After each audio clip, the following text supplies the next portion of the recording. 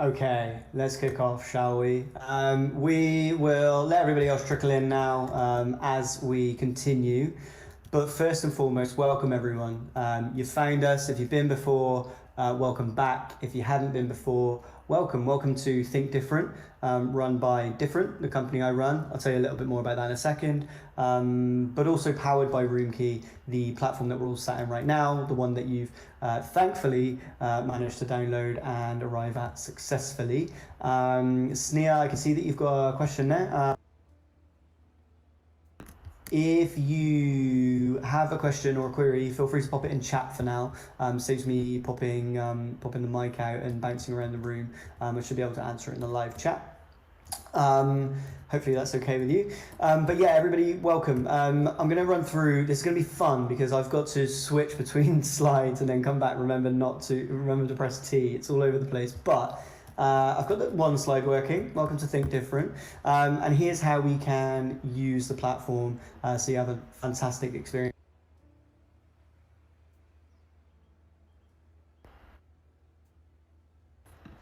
Okay, that should have worked. Great, there we go. So, how to get involved this evening with the conversation between Harry and I. You've probably figured it out by now. It looks like you've all been bouncing around the room, but any kind of queries at this point should be answered by these couple of points on the screen that you see. So if you want to move around, you can check to see where you're looking. I can see that Sam's having a whale of a time doing that on the middle table, bouncing around there.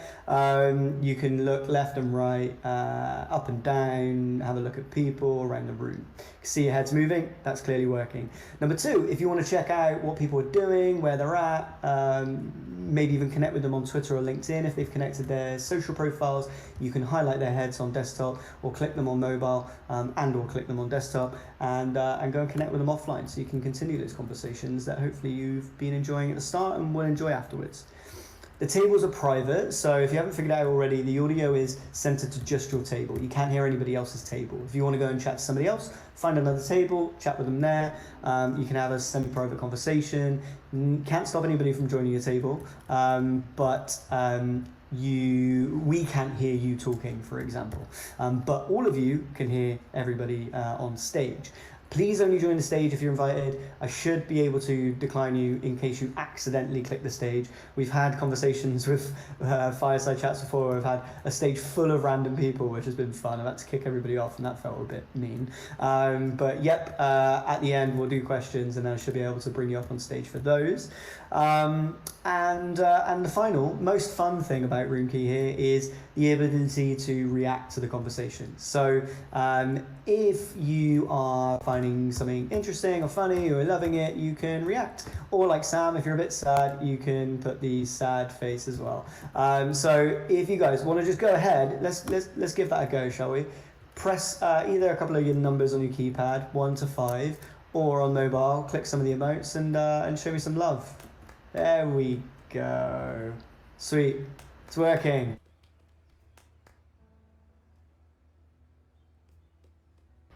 Awesome. Okay, so we're ready to go, I think. Next. We are joined today by Harry. Harry is the founder of Unfold. Is something I'm going to let Harry explain, really, because who does it better than the founder? And I'll ask you that, Harry. But while you guys are here, if you want to, you can share your experience of tonight's event just here at this app. This is where we are, on Twitter, on Instagram mostly. You can find us on Facebook. We're not super active there because since we rebranded, they won't let us change our name. So we've got a different name on Facebook. That's really annoying. Any Facebook experts, holler. But in the meantime, Twitter and Instagram is where we're at. And yeah, and you can find us there if you want to share anything. We'll engage with that too. But yes, Harry, on to you. Tell us more about you. Tell us more about Unfold. Give us your brief overview, and we'll dive in properly in a second. But who's Harry and what's Unfold? Good question. Well, I mean, firstly, obviously, thanks so much for having me along today, Ash. We've obviously worked together before and been following members, or we've been members of Yenna and then Dffrnt for a good few years now. So it's great to finally come along to actually be on the panel for one of these events. Um, who am I? So I'm, like you say, the founder of Unfold. We're a digital design and development agency. So we work with a lot of startups and scale ups. And I guess we do kind of two things really. One of them is um, UX design and user centered design. So we're looking at how we can make digital products really easy to use and really intuitive, and get people coming back and using them again and again. Um, and then the second thing we do is actually build those products. So we have a team of developers who help build web apps and websites to help people grow their businesses. So I'll say that was us in a nutshell, but I'm sure you've got plenty of more interesting questions to come. See, this is the secret. This is the secret. Everybody thinks I'm super prepared, as we've all gathered from the intro. Not that prepared. The slides are look pretty impressive, but I definitely didn't design them about 5 minutes before the event started. I often find, though, the best conversations are fairly natural, right? I don't want this to be a grilling. I'm not going to be out here asking you, hey, what's your ABCs of starting and growing a business? People might want to know that, and we might get to that, but it should be natural, just like any other conversation. However, I do have a starter for 10 here. I'm a comic book nerd, right? And being a comic book nerd, I'm kind of obsessed with origin stories. How does, the superhero in a story, or even the villain, become that person? What got them from where they were to where they are at this point? And those are some of the most interesting stories in comic books. I always wonder the same about founders. You've been doing this for a little while now, and we'll get into the journey in a little second. But how did Unfold come to be? And how do you go from being, Harry in his teenage life, and maybe give us a bit more detail on that, to starting and founding a company? Yeah, it's a great question. Well, hopefully I end up more hero than villain in this story. But yeah, to start with, it is an interesting story in the sense that the company actually started completely by accident. So initially, I was at university when I started. That was 4 years ago now. Time flies. Um, and I knew I really wanted to start a company, and I knew I wanted to be like the founder, but I had no idea really what I wanted to do. Like I was trying to come up with different ideas, doing lots of business model canvases, all those kind of things where you're exploring ideas, but nothing ever really kind of came to me. But while I was at uni, I was also doing a lot of freelance design work. I would do logos, websites, literally anything anyone would pay me for. So it was a very kind of rough and ready beginning, but you've got to start somewhere.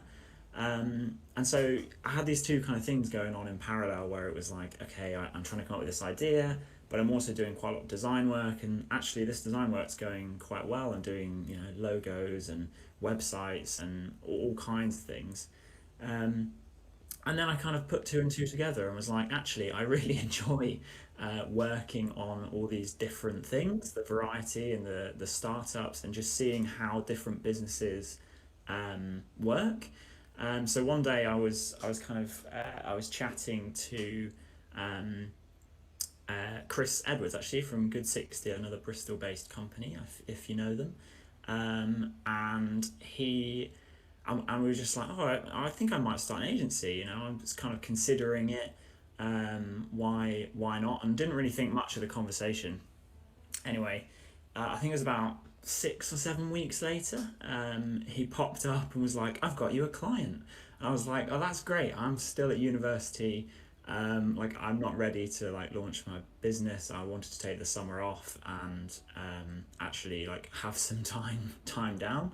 Um, but he was like, no, I've already sorted this out. You're doing this, and I was like, okay then. Guess I'm doing this. So that was it. I started the business and basically pretended for the final like semester of my university, that I was running this like full-time agency, that I had like a team, and it was literally me just running around like trying to figure it out as I went really. And yeah, I mean, it was quite funny. I'd literally be sort of on the phone to them and be like, no, I'm sorry, I've got to go now. I've got another meeting, and then I'm actually just like running into my law exam or whatever else. So yeah, it was quite a good origin story, I guess. But basically never stopped from there. It was busy, and we kind of did that project, and it just led into something else. And here we are, 3 years later, unfold. It kind of oh my god, the dad joke in me is dying to come out. It kind of unfolded. I was gonna say that's terrible, isn't it? I'm sure that's probably part of your rebranding exercise. The okay, so there's lots that I can jump off from there, and we can kind of dive into. I appreciate someone appreciated my dad joke. Thanks, Dan. We we kind of just got straight to I wanted to run a business, but that's an interesting dynamic in itself. I often kind of find myself having conversations with founders who I think people start businesses for one of a couple of reasons. You're either so good at something that the only way to get past the next glass ceiling is to start something yourself because you know that 1% pay rise extra every year is kind of boring you and you think I can do this better on my own. Or you really, really want to start a business, and then you find something that you're kind of good at, and you get better at it over time, and end up building a company. Hopefully, evidently you've done that since. Sounds like it was the latter that you started with, but where does that come from? Are you know is there an entrepreneurial background here? What was it inspired by? Have you always wanted to run a business, or did that happen at uni? I'm not sure why I've accidentally moved one seat to the left. I wondered what had happened. Just getting further away from me. This is like Yeah, my yeah. my dating experience actually. This just tends to happen to me all the time. So I appreciate Just as that. we go, I'll move further and further to the left. No, so why did I start? I think was the question. I think for me, I'd done. I was really lucky at university. We did two like placements. So I spent 6 months, 6 years by me, 6 months in two 6 month placements in industry. So I got to work in a scale up. So I worked for Love Space, who are a kind of um, multi-million-pound startup, I guess, and they do buy the box storage. A lot of students use them, pick it up in kind of early or at the end of their semester, store it over the summer for them, and then drop it off. So that was a fantastic experience. And I also worked for Limber, which is a Bristol-based startup that does rota staffing, so like on-demand rota staffing. And I also worked for Accenture as well. I did a stint as a management consultant, and I think like I did all those things, and it was brilliant, but I could never. There was never quite like people weren't putting the things that I thought were important at the top of the list, and I found that really demoralizing in terms of having to work on things that I was like, actually, I think if we did this, we we'd be doing better. So I think it was a combination of that as well as the opportunity to kind of create a culture that I wanted to work in as well. Like a lot of agencies get a reputation for being quite bad places to work because they can be very time like intensive, midnight deadlines, and like I absolutely hate that. I want to be kind of out the office on a Friday as much as everyone else. So it was about a combination of being able to focus on the things that I thought were important, one of which being like culture, I would say, and creating a company where people will actually enjoy working, and it's interesting work, and that's like really important to us as a business. So having the opportunity to create that for myself seemed like the only way to really achieve what I wanted to achieve from like a lifestyle point of view as well. So what's the vision then? You mentioned lifestyle there. Are you building? Are you at where you want to be? Have you got grander visions? And what forms that? Do you think? What forms that vision? Yeah, so I mean we're 6 people at the moment, so relatively small, I guess, depending on what your benchmark is. The dream, at least for the next 5 years, is to get to about 10 people. I think like that would be a really nice size of company in the sense that you take on some great projects, and work with some fantastic organisations, but equally, it's small enough that you're still very much like, there's that family atmosphere. And I know that's a bit cliched, but it's really important to me, at least, that everyone in the company gets on, and it's a fun place to work as much as anything. And I think beyond that, it becomes harder because you have to start putting a lot of process in place. You have to have management, and I'm not sure whether we necessarily want that. I think we enjoy being working really closely with clients and actually being like really in the detail in those early startups, and that's where we have the most fun, and I think it's where we do the best work. So I don't want to go like too far beyond that, um, and that's beneficial probably for kind of stress levels as well, and making sure that it's yeah, not too much. I'm sure you've had the same experience of scaling Dffrnt. It's always difficult, isn't it, to balance those two things. Yeah, I was gonna say that it's. I mean, there's a couple of things to say there from an agency point of view. So for those of you who don't know, my background is also an agency too. Harry and I actually have a really similar background now. I don't need to tell you mine because our stories are almost identical, in the startup process, but except Harry's just done a lot better than I did. So congrats, I'm not better at all. It's amazing. I get to live vicariously through your successes in having you in the community. So appreciate you being a member. But the process of growing a company is a scary one. It's an exciting one. It's potentially one of the most rewarding things you'll ever do. He says, haven't had kids yet, so don't quote me on that. But one of the most rewarding things you'll ever do. Yet one of the scariest. You get to six, and a lot of people will flippantly kind of throw out the number of staff they're at the moment. That first one is potentially one of the most difficult or random experiences you'll ever have. Usually, was yours a traditional process? You made enough money, you realised, hey, I'm going to hire somebody. Here's a job ad, get the right person in. Or you do what I did, which is offer someone a job before you have enough money to pay them, grit your teeth, figure it out, and then get to the point where it kind of just about works. What was the opportunity and challenge there with the first one? Yeah, the first hire is always, well, I'd say it was the most difficult, but it actually, we lucked out. We hired a guy called Tom, who's kind of front end designer developer, and he's been an absolute superstar. Like, we literally couldn't live without him now. So I'm not sure that's really testament to our hiring process, more just we got quite lucky.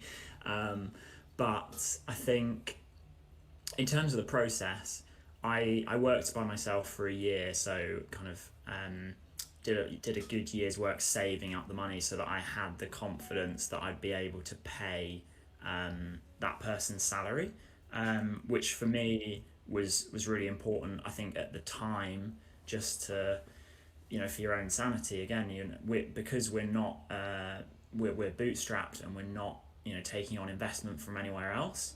We have to cover all our salaries through the work that we do.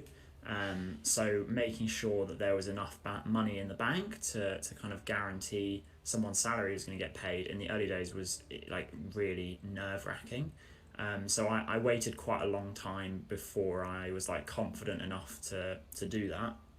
But in hindsight, like what you were saying, I probably should have done it earlier, because as soon as we got Tom in, like we leveled up massively, and actually accelerated the growth of the business. So maybe I should have done that a bit earlier and risked it. But then equally, I could also not be sat here, and I could have gone bankrupt. So it's it's a delicate balance, isn't it?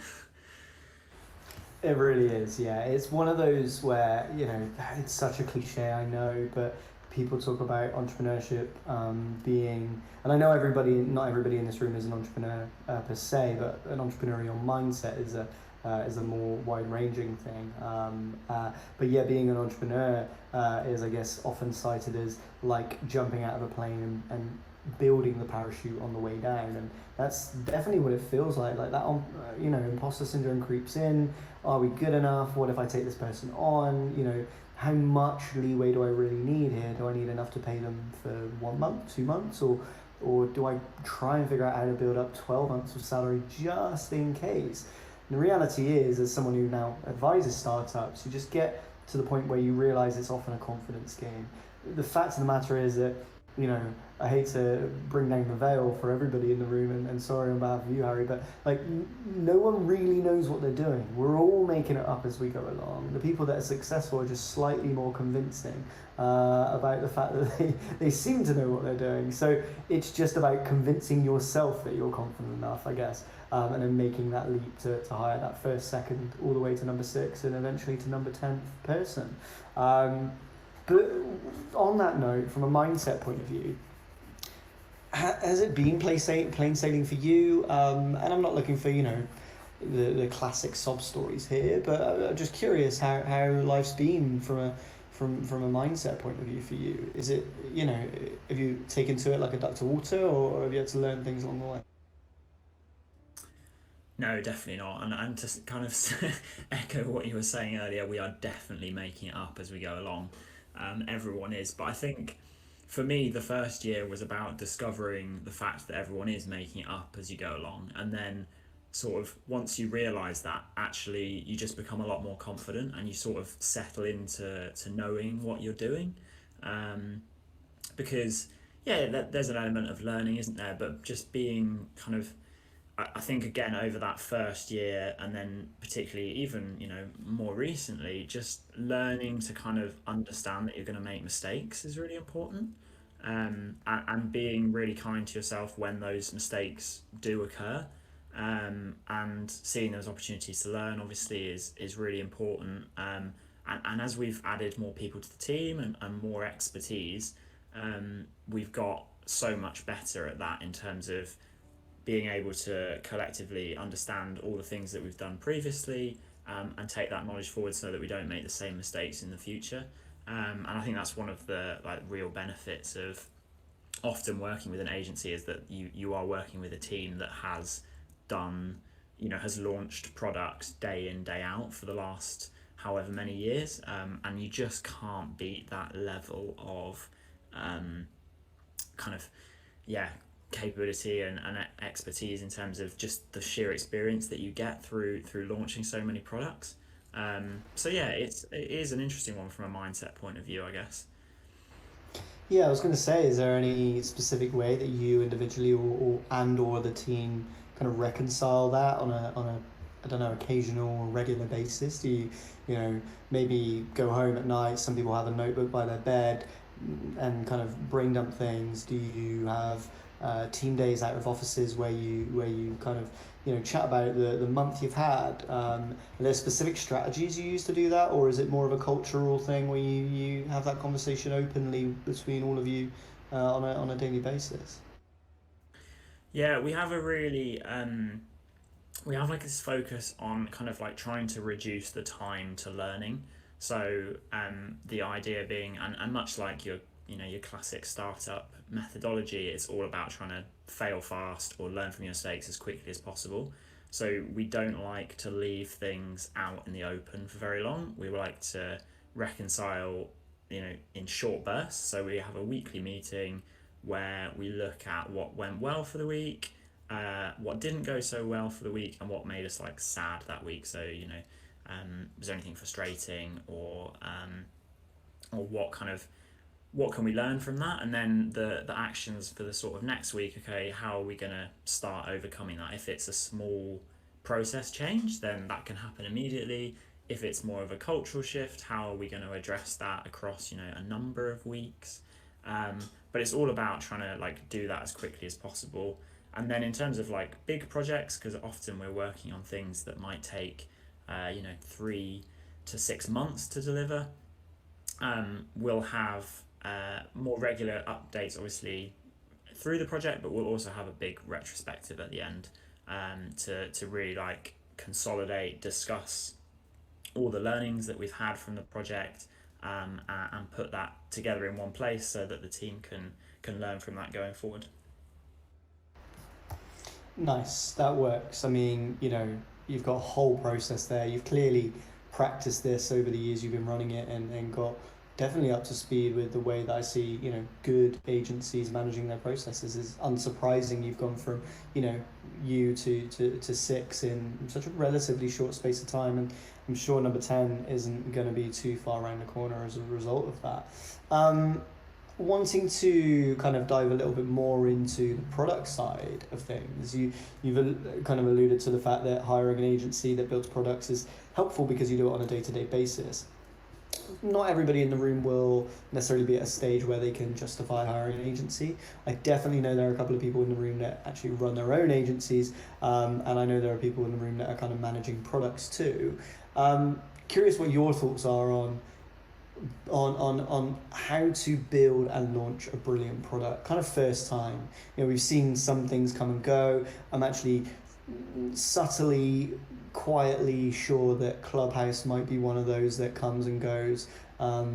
Is there a way to build a product that definitely works first time? How much is timing and luck involved in that? Curious. Yeah, it's a great question. So I think one of the things that really, or that we talk about a lot, and our kind of like methodology and proposition is built around, is this idea of user experience. So a lot of the founders or teams that we've seen working, and obviously this proposition has been refined based on what we've seen kind of in the market as people try to launch new products, is really this: you have to be absolutely obsessed with who you're trying to design a product for.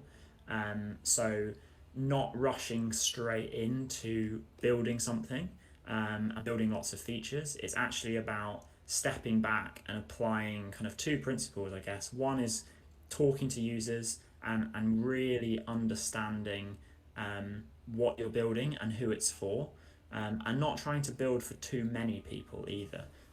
The classic thing is that you try to target a broad group. So let's say you wanted to target students.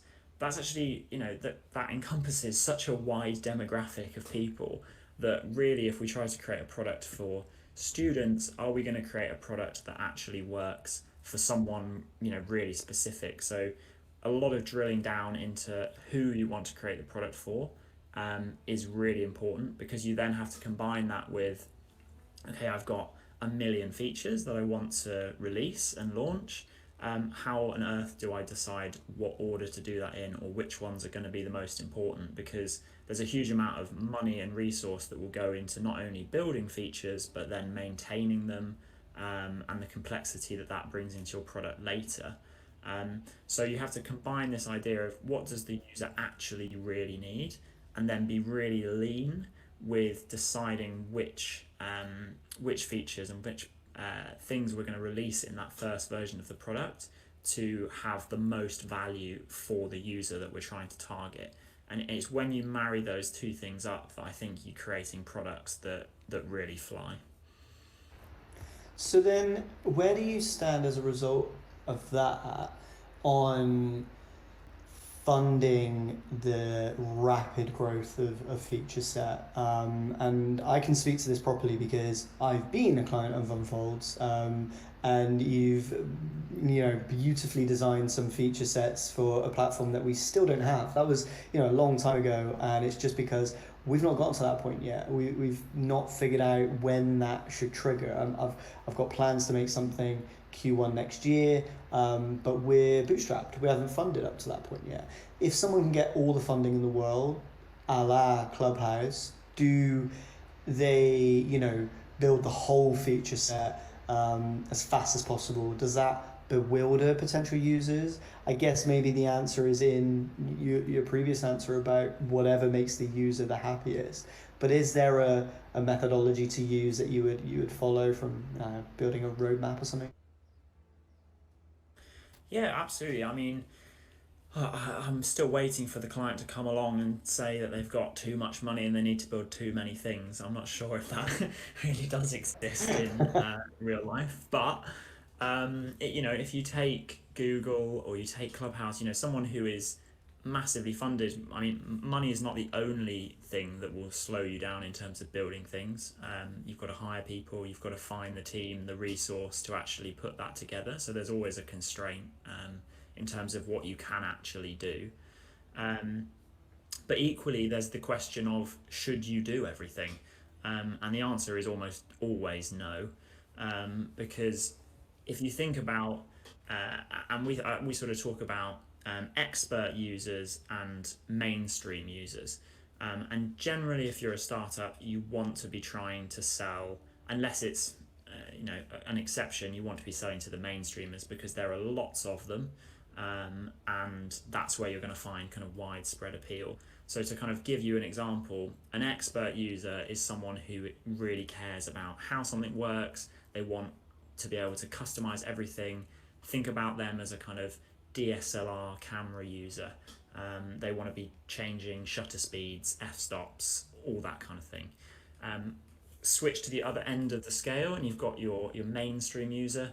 They just want their camera to work. They use an iPhone because they've seen a celebrity on the beach and they want to just quickly pull the phone out and be able to pap a photo, whatever that is. But it's about making it really easy to use. So when you're designing products, if you are making them really complicated, if you're making them like the DSLR camera, Joe Blogs on the street isn't going to want to use your product because it's very confusing. He doesn't know what a shutter speed is. He doesn't know what an f-stop number is. So you don't want to create products that are inherently very complex because they don't end up being taken. And how do you educate the users about how to use them? If you have to educate them, arguably you've failed in terms of the design process anyway.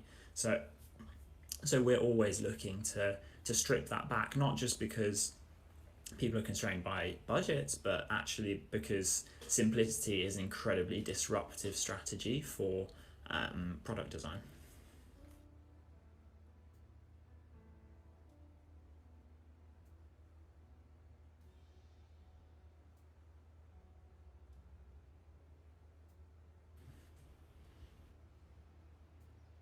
Have we lost you, Ash?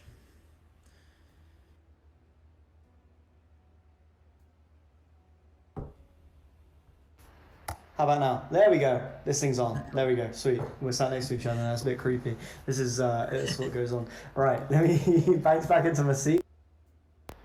There we go. I am able to chat in this chair. Don't know what happened there. Broken chair. Yes, Sam. The chat, by the way, is going off. Me, Sam, and Danielle are having a whale of a time. If anybody wants to join the conversation, you can do so by opening the chat on phone and desktop and popping some comments in there. We have a consensus actually, Harry, around like how we kind of reconcile our thoughts, and notebooks are definitely up there by the sounds of things. I'm going to do a really cheap plug right now and just say, hey, as well as providing business benefits for creators, and I'll come back to that in a second, that Dffrnt does as an actual business, which you'll find at dffrnt.so. You can also find our merch store at dffrnt.so/store. And we don't have notebooks yet, but according to the chat, maybe we should. So I'm gonna get onto that and start adding them. But coming back to the point around stripping things back, Dffrnt's an accidental business, just like it sounds like yours was too. And as a result, we've built loads of things in for loads of people to try and please lots of people a lot of the time. And I've realised over the years that the advice I give to lots of startups is about doing something very well and potentially small very well. And it's the irony is that every time I find myself giving that advice, I realise I'm not following it myself, which is one of the key bugbears of being an advisor. But ever since, and I guess this just backs up your point, we rebranded at the start of the year from something different before to Dffrnt now, and we shifted our narrative as a result. We were a startup ecosystem by subscription before. We did lots of things. We were a membership organisation. People just didn't really realise why they should join. And this is one key metric I think people should be tracking. time to aha moment, and an aha moment is the point at which a user, I'm teaching you to suck eggs, Harry. The point at which a user really gets it. They get that adrenaline boost by being excited about the product. That time to aha was something that's almost impossible with a product that's so diluted. Since we've shifted our narrative to business benefits for creators, people just join and they go, cool, where are the benefits? And I go, they're over there. And then jobs are good and they get their aha moment and away we go. And we've seen a lot of growth since. So I can definitely attest to your point about, doing something for the mass and doing it really well. It definitely works. We're getting to that time in a minute, not yet, but in a minute, I'll start coming to the audience for questions. When you have one, there is a special button that says raise hand.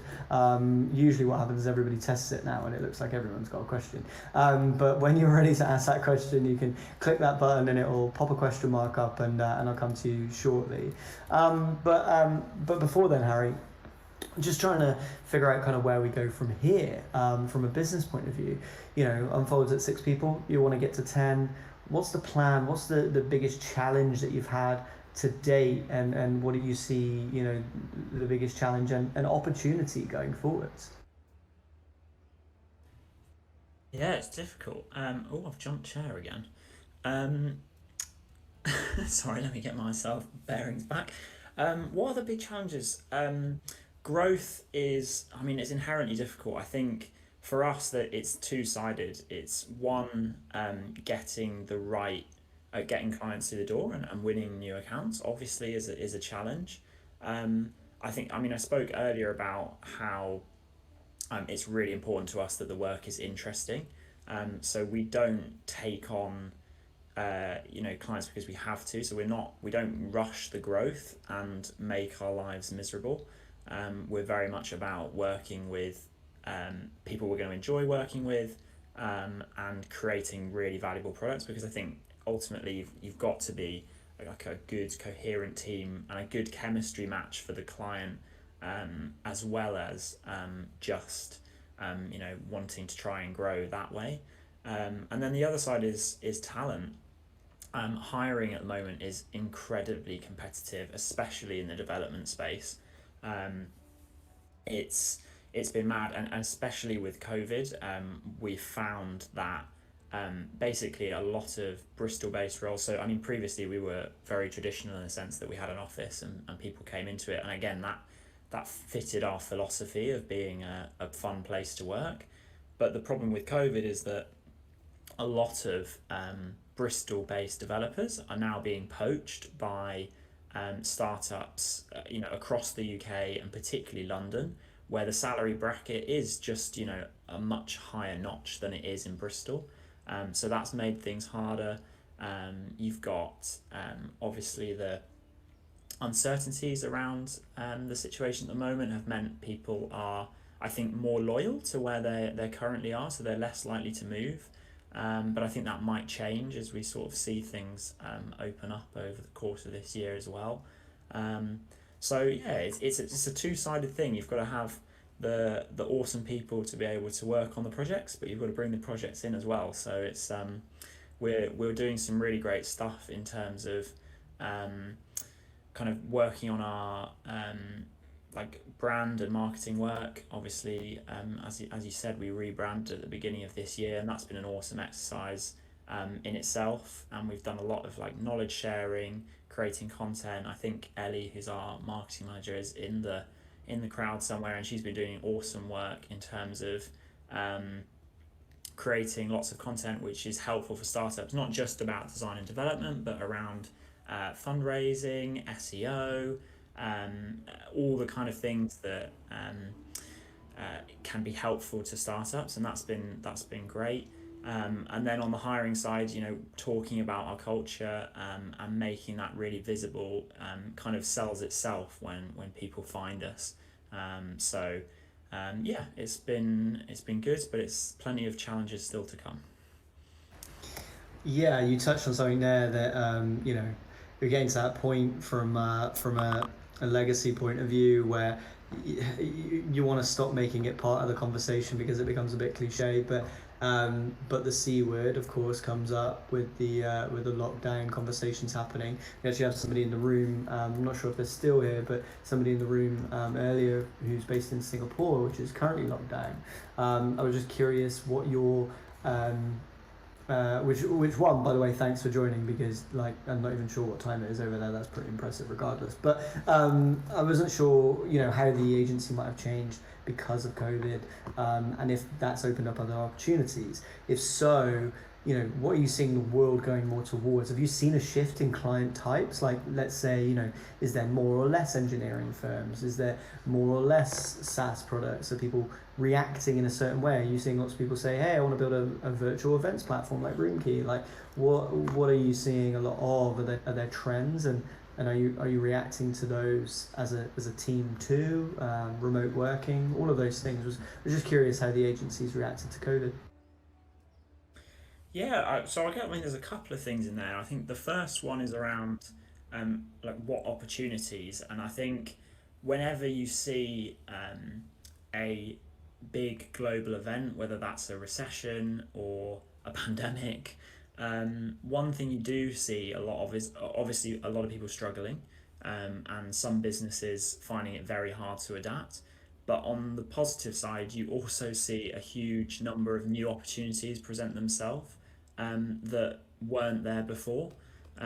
So we've been really lucky to work with, or actually launch a brand new business called Muddy Trowel, um, and they do a plant delivery service. So this was very much born out of the fact that last March all the garden centres were shut.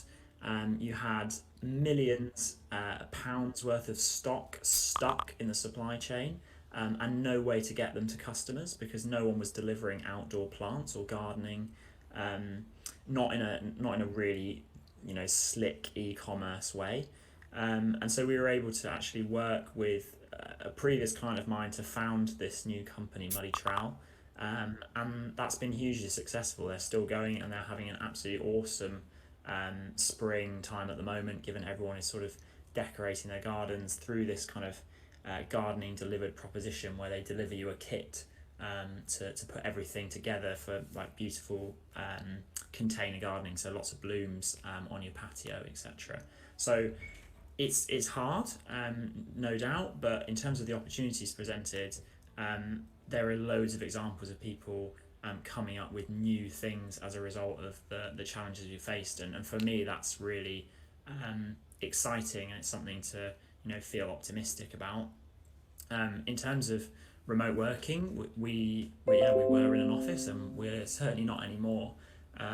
We're working completely remotely at the moment, um, and that's had its challenges. I guess in a sheer productivity way, it's probably increased our output because we just have more time to deliver stuff. But in a sadder sense, we've lacked that time to brainstorm and be innovative, and really think about how we can evolve ourselves creatively, and that's been a real shame. So I'm very much looking forward to, like most people I suspect listening, a hybrid approach where you're benefiting from all the things that are great about working from home: no commuting, less costs, and combining that with time in the office, but actually that time in the office is about collaboration and about working together, rather than being in a space for the sake of being in a space. It's about actually, I think the way we view office space will change drastically in the sense that it's a place we go to collaborate rather than just to work. Or that's what I hope so, and I think that's what we're hoping to do as a team too. So true. Yeah, that's a really exciting kind of notion to know that the time that we spend together as humans is going to be more focused on being human as opposed to just being robots in the same room. I guess that's something that I'm seeing more and more of from other companies that are doing it. It's like that hybrid approach now. So that's ideal. I'm also glad that you helped build Money Trowel because, as I've already mentioned, I'm not currently a parent, but I am the parent of like 6 plants. And as a millennial, I need more. Like I constantly need more. So I'm going to be on there buying more plants. You can tell them that they've got a customer out of me. Um, I'm gonna start opening the questions up to the audience now. So just as I come to the end of my questions, does anybody if anybody has any, you can use the question mark to raise your hand. It will physically raise your hand, so you'll wave it around in the room, and then I'll come to you and ask your question. If that doesn't work, or if you can't speak for whatever reason, maybe you're making tea, you can pop that question in the chat, and I'll ask it on your behalf. But Harry, I guess like come to the point where I ask, I guess, a couple of the more standard questions, but the things that people often really want to know, like what's the one thing you would go back and change if you could change something? What's the biggest lesson you've learned, and what's the one thing you would do if you started again? Kind of those questions, really. Have you got any advice for the budding entrepreneurs in the room? Oh, what would I do differently? Um, no, I'm not sure I would. I think, like, kind of as I was saying, you definitely make mistakes.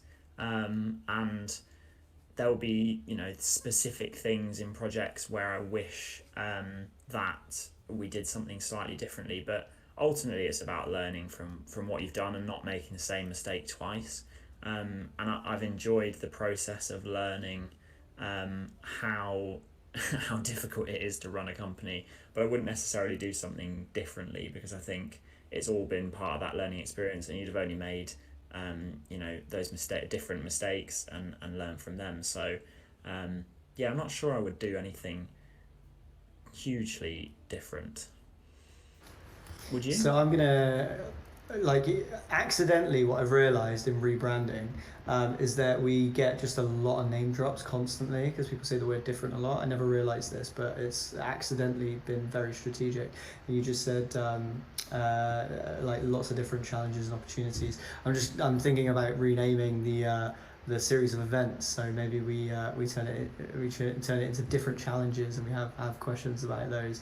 I'm sure I've got lots of ideas on that, and I'll come back to them another time. But Danielle had a question.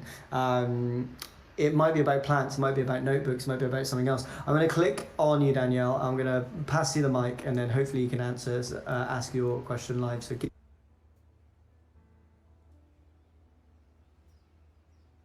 okay, should have just been offered the Thank public you. mic. Can you hear me? Boom, there we go, we can hear you. Yeah, go ahead, ask your question. Hooray! Thanks, Harry. Thanks, Harry. Thanks, Ash. It's been great to hear you talk.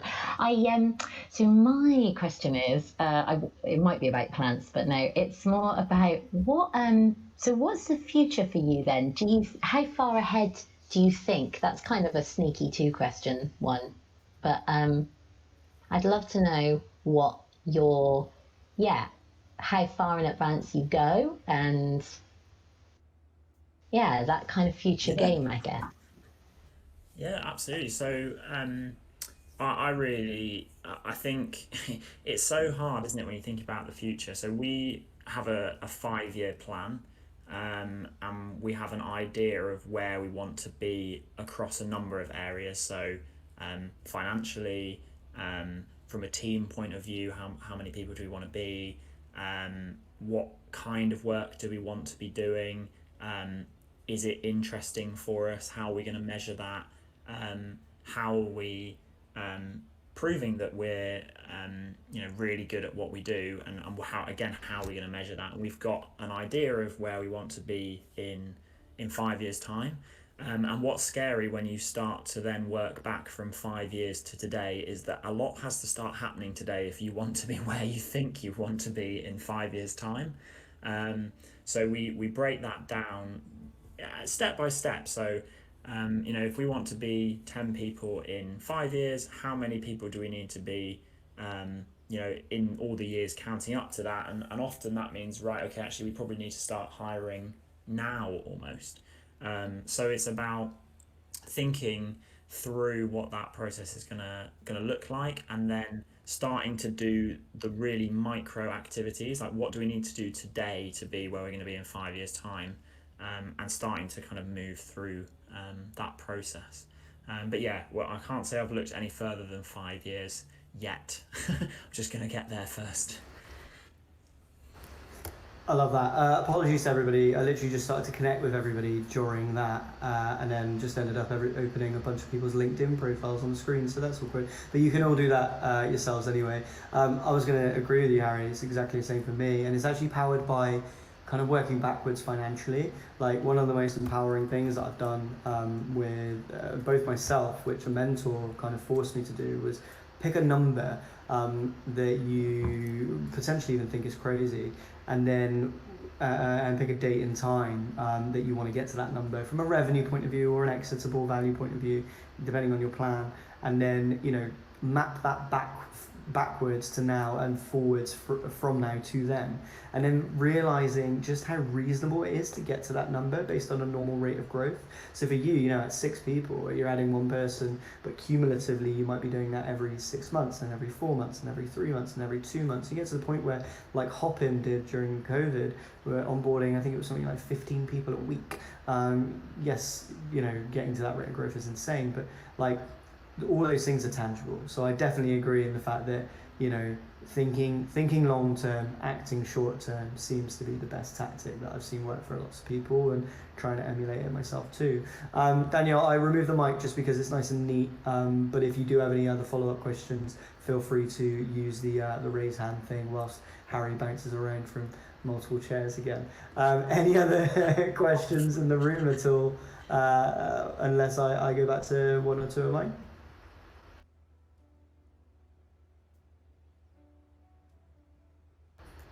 Yes, we've got Albie. I'll come to you now. Let me offer you. You should have that now. Hi. I was wondering if there were any preconceptions you had about starting a business that turned out to be wrong. Yeah, good one. That's what would I say? What preconceptions I have?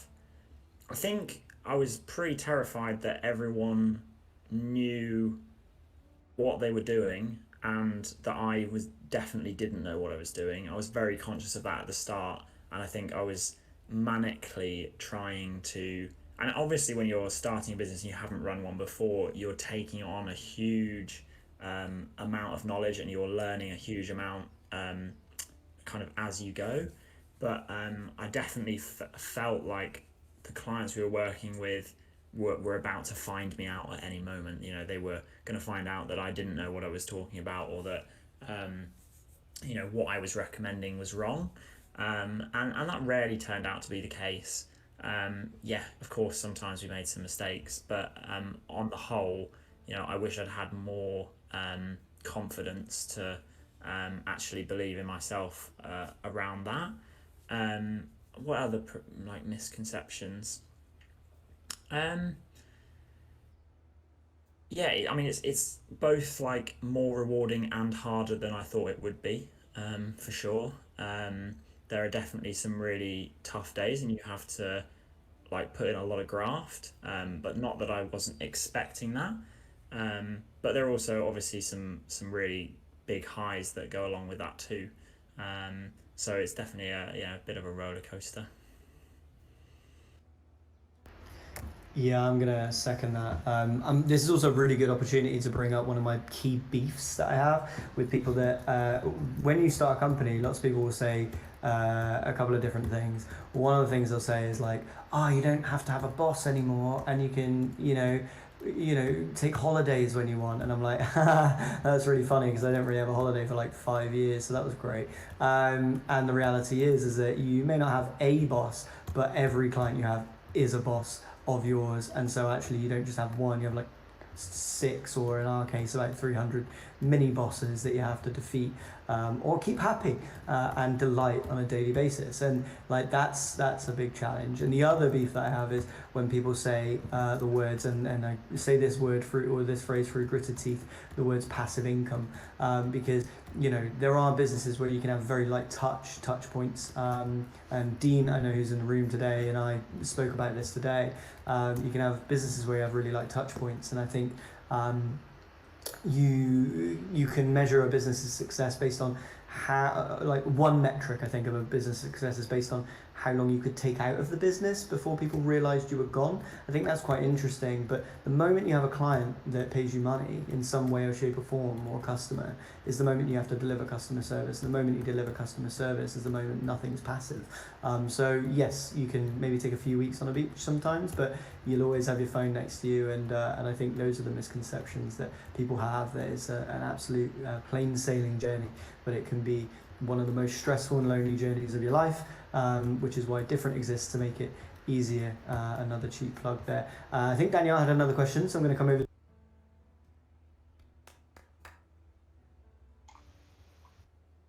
Thank you. Yeah, I think there's part of me that just wanted to really warmly agree with what you said about starting up your own business there, and like the advice that sometimes we're given, which is like the passive income stuff and all that kind of thing as well. So yeah, I second that definitely. So yeah, my question is what do you this is going to be tricky, which business are you loving more at the moment, Money Trial or Unfold, and have you ever found yourself bored with one of your businesses? I'm definitely never bored. That is not a problem that I've I've had over the last 3 years, which I mean has been an absolute savior, to be honest, through all of this, having something to kind of get stuck into. In terms of my favorite, I think I helped to kind of found Money Trail, but it's definitely not my full time kind of occupation. Unfold is my baby, if you like. So that's the one I spend the most time on. But one of the main reasons I started an agency was because I enjoy that. The flexibility to just work on lots of different projects. I think I'd probably do get bored more easily. So I like the variety of, working on plant delivery today and booking private chefs tomorrow.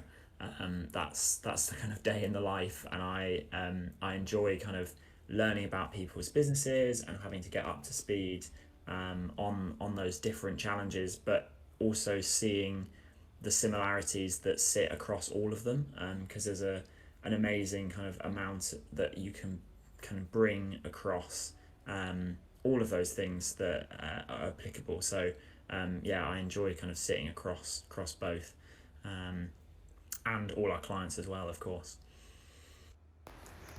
So I'm gonna wrap up with a final question before we go to networking, because I'm aware the event officially ends at 6:30. You can stick around; the room should stay open, and you can just chat to each other, which is half of what we're here for. But I wanted to end with quite a juicy one, and hopefully you don't feel like I'm sidelining you. I like catching you off guard here, because I did say I was going to ask some crazy questions ahead of time. And it's not too crazy. You can anonymize names and stuff, but I was just curious. As someone who comes from an agency background, I'm very fond of the website Clients from Hell. It always kind of makes me giggle when I read those, and I remember the days of keeping people happy when they would email me at 8 p.m. on a Friday saying, "Hey, can you make this pop a bit more?" And no one ever really knows what that means. Curious if you've got any crazy stories about terrible clients. And there is a silver lining to the reason I asked this question, is because some of the people in the room might be building startups and eventually be a client. So it's always great for us to know how to be a good client too, as well as how to find a good agency. So yeah, any client horror stories and any top tips for how to create the best brief and be a good client? Yeah, no, I can't say we've had any like proper horror stories. We definitely had a board in the office, which you got to mark a tick against if the client asked to make the logo bigger. That's the classic. Um, but no, like really difficult ones. And to be honest, we've got like part of growing the business has been about making sure that we don't onboard the wrong type of clients for us. So it's I mean it's not a sales process, but the process of partnering together with us really kind of draws out whether you're a good match to work with us as much as whether we're a good match to work with you. So we're looking for things that show that we're going to be compatible, and the best teams are the ones that really buy into, actually we've got an area of expertise, the client's got a real domain area of expertise, and we're going to mash those two things together and create something really special. And when everyone's kind of respecting those areas, that's when things really start to work really well. In terms of the worst clients, that it's people who sort of just push you all the way, don't understand that there's only so much that we as a team can do, but that's very much part of the agency's responsibility as well, to make sure that everyone is on the same page around what and why you should deliver something. And again, it comes back to that kind of simplicity point, where it's about, actually we need to deliver these specific things for this very good reason, because it's going to help the user in the end. So yeah, no real horror stories, I'm afraid, Ash, but yeah, glad to say that I think we've managed to avoid most of them. That was a very democratic way of answering that question, and you've been very lucky. Maybe I just have my lion's share, I don't know, but you're right. It is just like any business, and not just an agency-specific world. It's about finding the right client, and obviously that comes from building the right customer avatar and figuring out what your company culture is, and aligning all of those and making sure that everybody's happy. That I always find that you only get a bad client when you go against your rule of who a client should really be. And yeah, we have to meet in the middle sometimes, but fantastic advice and fantastic advice and thoughts and stories shared throughout. So I want to say firstly a big thank you to you, Harry, for joining today, and ask everybody to give a very big virtual, albeit round of applause for Harry today. Oh, no, it's been an absolute pleasure. Thanks so much, everyone, for listening in. Perfect. So we are at the networking section of the evening. However, I did obviously need to, because I wouldn't be doing my job if I didn't, and also to answer some of these questions that I got asked earlier, tell you a little bit more about what Dffrnt is and what Dffrnt does.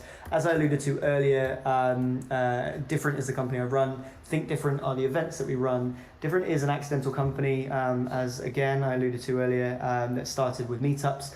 Pre-COVID, we were running 100 events a year in 21 cities across 9 countries for about 5,000 people a year. Little events like this in multiple locations, completely free, just to connect people in a local capacity. Somewhere along the way, we decided actually we probably should do something a little bit more for these people. They seem to have a lot of challenges, and I want to try and help fix them. So we did. We launched something that originally was positioned as a membership, and away we went. And it was rubbish at the start, but now it's really good. We've rebranded it and called it Dffrnt, and positioned it as business benefits for creators. So the whole point being that if you're starting something or growing something, you probably need some help doing it, some support on demand, and Dffrnt basically does that. We provide business support on demand, qualified and general, so lawyers, accountants, and advisors, accessible on our digital platform and community there, alongside peers that you can talk to, including Harry, who will be active there too. We provide tools and resources with discounts on them, so everything from Stripe to HubSpot to Monday.com you can get deals on. Generally you'll save more money than you're paying on your membership through one or two of those on their own. We record all these events, so we've had 4 or 5 previous events that you can watch exclusively as a member, plus more content coming soon too. I need to get myself in front of the camera for those, so that's going to be fun. And we have exclusive opportunities on an ongoing basis, PR opportunities, journalist requests, things come through our community that wouldn't necessarily reach you individually, and so there's a lot of benefit to be had from joining. Best thing is you could just cancel if you don't like it, and the reality is that people stay for 2+ years, like Harry on average. So we're definitely doing something right, and it's only getting better every day. We've got some big plans ahead, so stick with us for those. These events happen every 2 weeks. We're back in 2 weeks' time with Elliot Code, who's the founder of Ecology, an amazing company that plants trees by subscription. Simple, but in 2 years they've grown to about 3+ million in recurring revenue, and they're planting about 1 million trees every 10 days. It's absolutely bonkers, so you won't want to miss that one, because He's not only a fantastic business person, but just like Harry, the loveliest person you'll ever meet. So come along to that, keep an eye on your emails, and we'll send those around. I'll also include a little code to give you a benefit, give you like a little discount for signing up to Dffrnt if you're interested. And other than that, there's no more hard sell from me. Just mill around the room. As I say, the event officially finishes in a quarter of an hour. You've got some chatting time up until then. I'll be off to make some dinner, but you can stick around afterwards because the event stays open. Thank you all once again for coming, and we'll see you again next time.